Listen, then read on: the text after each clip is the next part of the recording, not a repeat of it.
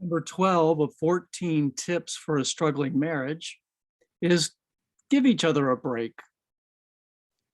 Especially now with the stress levels being chronically higher as people worry so much, mistakes will be made in your marriage. Missteps will happen. Not only is it important to practice self-forgiveness and avoid beating yourself up, but also forgive each other. Give each other a break. After all, we're only human. Now, there are a couple of things to remember about forgiveness. Number one, forgiveness does not mean necessarily saying that what the other person did was okay. It's also not letting the other person off the hook. It's also not forgetting what they did, because you can't literally forget, but you can choose not to remember. Florence Nightingale was once asked by a reporter about something that someone had done to her years before, and her answer was, "I distinctly remember forgetting that." I like that.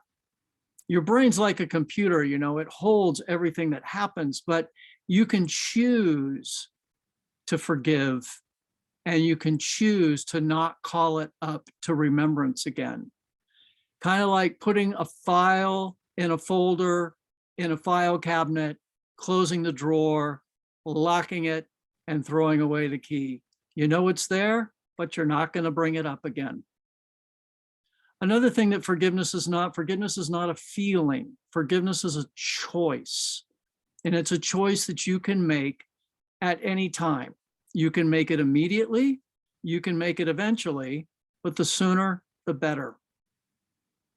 And sometimes what forgiveness is, besides a choice, sometimes it's a process. The process begins with a choice to begin the process, but it's still a choice. And it may be a process. What do I mean by that? Well, sometimes you can forgive somebody and you can move on.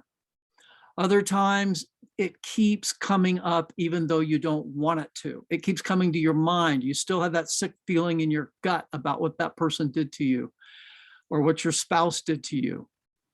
And every time it comes up, every time it comes back into your mind or you feel that wrenching in your gut, you can choose again to forgive. You can practice forgiveness. So tip number 12 is give each other a break.